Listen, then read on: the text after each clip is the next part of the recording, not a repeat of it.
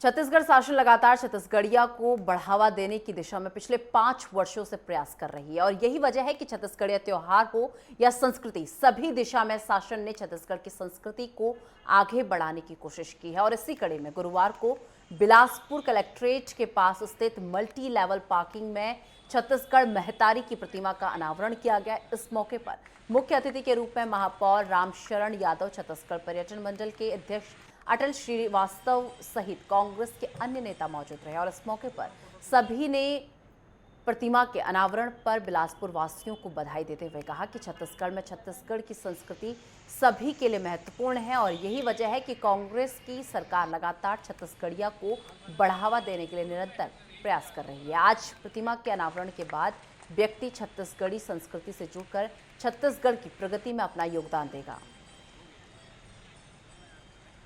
बहुत ही सम्मानीय छत्तीसगढ़िया मुख्यमंत्री भूपेश बघेल जी के द्वारा पूरे छत्तीसगढ़ में सभी जिलों में छत्तीसगढ़ महतारी की मूर्ति प्रतिमा लगवाने का कार्यक्रम चल रहा है, जिसके तहत आज बिलासपुर शहर में स्मार्ट सिटी कलेक्ट्रेट के सामने छत्तीसगढ़ महतारी की हम लोग पूजा अर्चना करके मूर्ति का अनावरण किए हैं। उसके लिए मैं माननीय मुख्यमंत्री भूपेश बघेल जी को बहुत बहुत बधाई देता हूं और छत्तीसगढ़ के सभी आम नागरिकों को बधाई देता हूं, क्योंकि हम छत्तीसगढ़ महतारी को पूजते हैं, आदर करते हैं, सम्मान करते हैं। ये हमारा एक प्रतीक चिन्ह है। जो छत्तीसगढ़ की अस्मिता, छत्तीसगढ़ का स्वाभिमान, छत्तीसगढ़ की संस्कृति की जो पहचान बननी थी, वो 2018 में माननीय मुख्यमंत्री भूपेश बघेल जी के मुख्यमंत्री बनने के बाद सच में छत्तीसगढ़िया सबसे बढ़िया हुआ है। आज जैसा मुख्यमंत्री जी का आदेश था कि पूरे जिलों के मुख्यालय में छत्तीसगढ़ महतारी की मूर्ति लगेगी, आज बिलासपुर में एक जिला मुख्यालय में भव्य मूर्ति नगर निगम द्वारा लगाई गई है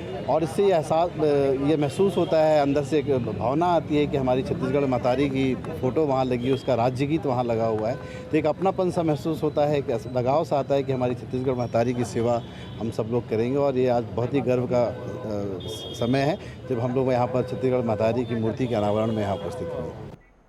अब बुलेटिन में वक्त एक छोटे से ब्रेक का, ब्रेक के बाद फोन हाजिर होते हैं।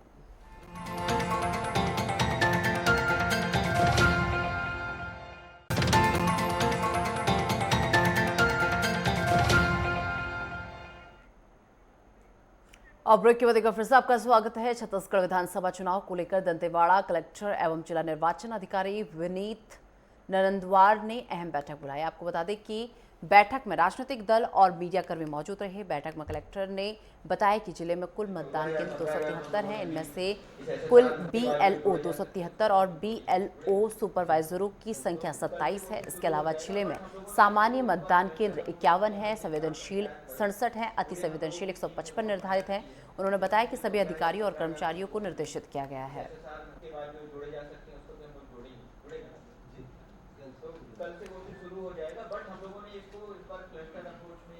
मतदान के संदर्भ में जो SSR के लिए आज अंतिम प्रकाशन किया गया था और उसके संदर्भ में जो प्रारंभिक प्रकाशन से लेकर अभी आज जो अंतिम प्रकाशन किया गया है, उसके संदर्भ में कितने मतदाता जो है जिले में नए जुड़े हैं, कितने यूथ मतदाता जुड़े हैं, कितने दिव्यांग मतदाता जुड़े हैं और कितने महिला मतदाता हैं, पुरुष मतदाता हैं, इन सब के बारे में आज एक बैठक आयोजित, प्रेस कॉन्फ्रेंस आयोजित की गई थी और जिसमें दंतेवाड़ा जिला के अंतर्गत जो विधानसभा है, विधानसभा क्रमांक 88, उसके संदर्भ में सारी जानकारी सभी के साथ साझा की गई। दंतेवाड़ा के जवांगा स्थित स्वामी आत्मानंद स्कूल के बच्चों ने आंदोलन कर दिया है। आपको बता दें कि बच्चे अचानक स्कूल से निकलकर नेशनल हाईवे पर बैठ गए, जिसके बाद आनन फानन में मौके पर अधिकारी पहुंचे और बच्चों को काफी समझाया बुझाया गया, जिसके बाद बच्चे स्कूल लौट गए। बच्चे स्कूल में शिक्षकों की कमी को लेकर सड़कों पर उतरे थे। कलेक्टर विनीत नंदनवार ने बताया कि स्कूल में कई महिलाएं शिक्षक हैं, जिनमें से अचानक कई महिला शिक्षक है वो मैटरनिटी लीव पर चली गई हैं और बच्चों को इसकी जानकारी नहीं थी, जिसके चलते ऐसा हुआ है। जो वहाँ पर जो कुल टीचर्स हैं उसमें से 4 महिला टीचर्स हैं, वो उनमें से कुछ टीचर जो है मैटरनिटी लीव पे गए हुए थे और कुछ एक टीचर जो है अतिथि शिक्षक जिन्होंने वहाँ से जॉब छोड़ दिया है, तो इस वजह से शायद किसी प्रकार की जानकारी का अभाव रहा है, तो बच्चों ने इस तरह से किया है। बाकी भी हम लोग लगातार इस पर लगातार मॉनिटरिंग करते हैं और अगर उनकी कोई मांग आई है तो मैं उसको जरूर देखूंगा और ऐसी स्थिति भविष्य में उत्पन्न ना हो, इसके ही हमारा पहले भी प्रयास रहा है और आगे भी प्रयास रहेगा। और बुलेटिन में वक्त एक छोटे से ब्रेक का। ब्रेक के बाद फोन हासिल होते हैं।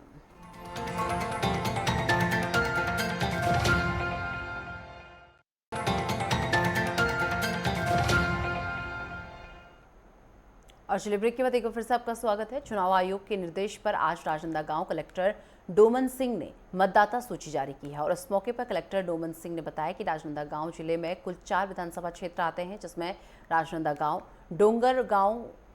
डोंगरगढ़ और खुज्जी विधानसभा। राजनांदगांव जिले की 4 विधानसभाओं में कुल 880 मतदान केंद्र हैं और 6,95,883 वोटर्स के नाम प्रकाशित किए गए हैं। और साथ ही साथ राजनांदगांव जिले की विधानसभा कुछ पड़ोसी जिले से भी जुड़ी हुई है। खैरागढ़ और मानपुर मोहल्ला जिले में 1006 मतदान केंद्र हैं और 8,14,956 वोटर हैं।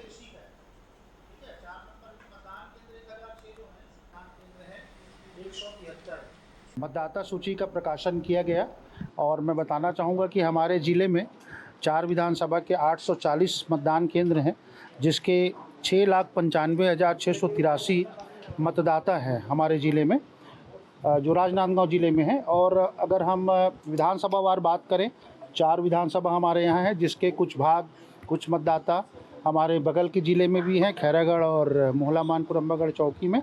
वहाँ पे 8,14,956 विधानसभा वार अगर हम देखते हैं तो इतने मतदाता हैं और 1,006 मतदान केंद्र हैं। छत्तीसगढ़ के बालोद जिले कलेक्टर एवं निर्वाचन अधिकारी कुलदीप शर्मा ने कहा कि जिले में निष्पक्ष एवं शांतिपूर्ण तरीके से संपन्न कराया जाएगा।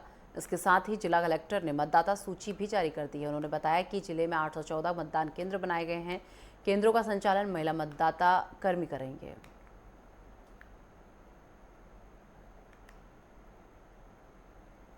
जो हमारे बुजुर्ग मतदाता हैं 80 प्लस और जो दिव्यांग मतदाता हैं, उनको इस बार 2 ऑप्शन उपलब्ध कराए जा रहे हैं। होम वोटिंग की व्यवस्था, यानी कि यदि वो घर पर वोट करना चाहते हैं तो उनको ऑप्शन प्रदान किया जाएगा, या वो मतदान केंद्र तक आके वोट करना चाहते हैं तो दोनों ऑप्शन उनके पास रहेंगे। जिस समय आदर्श आचार संहिता की घोषणा होगी, उसके 5 दिन के अंतर्गत उनको अपना विकल्प हमें देना होगा कि वो किस तरीके से मतदान करना चाहते हैं। और बुलेटिन में वक्त एक छोटे से ब्रेक का। ब्रेक के बाद फोन हाजिर होते हैं।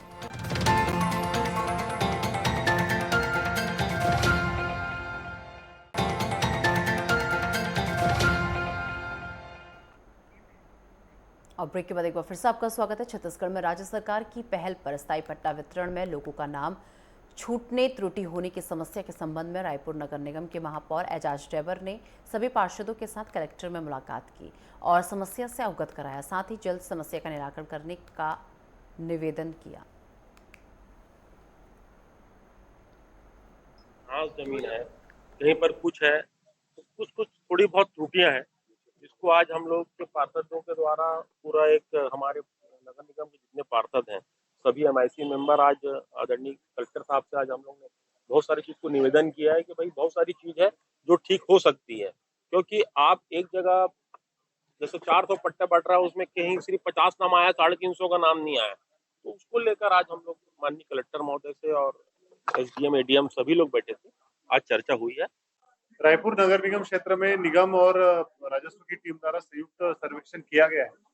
इसमें जो शासन की गाइडलाइन है, जो नई गाइडलाइन प्राप्त हुई थी, उसके अनुरूप राजीव आश्रय योजना के तहत निःशुल्क पट्टे दिए जाने हैं और उस सर्वे के पश्चात लगभग 15,000 पट्टे जो अभी हमारे तैयार हुए हैं, उसको वितरण का कार्य प्रारंभ कर लिया गया है। शेष पट्टे जो है अभी वो विचाराधीन है, जिसमें कुछ तकनीकी दिक्कतें भी है, तो उसको भी हम लोग सॉल्व कर रहे हैं।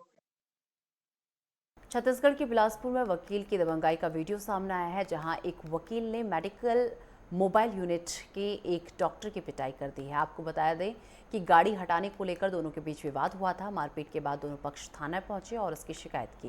दरअसल मामला सिविल लाइन थाना क्षेत्र के मंगला बस्ती का है। यहां जोया रेजिडेंसी के सामने गाड़ी साइट लगाने की बात पर डॉक्टर और वकील दंपत्ति में विवाद हो गया। इस दौरान वकील ने डंडे से डॉक्टर पर हमला किया और जमकर मारपीट की। सिविल लाइन TI प्रदीप आर्य ने बताया कि डॉक्टर अंशुल भौमिक और अधिवक्ता रजनीश सिंह के बीच मारपीट हुई है। मैं पार्किंग में यहाँ के बोले हटा दीजिए, मैं बोला कि भैया साइड में ही खड़ी है, बहुत जगह निकल जाएगी, लंच के टाइम पे मैं हटा दूंगा, मरीज़ देख रहा हूँ। तो उतनी देर में मेरी गाड़ी हटाने लग गए, वो करने लग गए। मैं बोला भैया आप रहने दीजिए, गाड़ी गिर जाएगी। बोले गाड़ी गिरेगी तुम्हारी जिम्मेवारी है। प्रार्थी रजनीश सिंह एवं डॉक्टर अंशु भौमिक दोनों थाना उपस्थित आकर रिपोर्ट दर्ज करा रहे हैं। इनके द्वारा इनका कहना है कि कूदूदंड से मंगला चौक बस्ती तरफ जाने वाले रोड पर एक गाड़ी यहाँ पर मेडिकल मोबाइल यूनिट जो है, डॉक्टर उसमें काम कर रहे थे। गाड़ी उनकी मोटरसाइकिल जो है उसके बगल में पार्क हुई थी। तो डॉक्टर रजनीश जो वकील साहब हैं उनको अपनी गाड़ी वहाँ से निकालनी थी। इस बात को लेकर इन दोनों के बीच में आपसी वाद विवाद हुआ। वाद विवाद होने के बाद दोनों के बीच में मारपीट हुई है। इस संबंध में दोनों थाना उपस्थित हैं और अभी पूछताछ जारी है और वैधानिक कार्रवाई इसमें की जा रही है।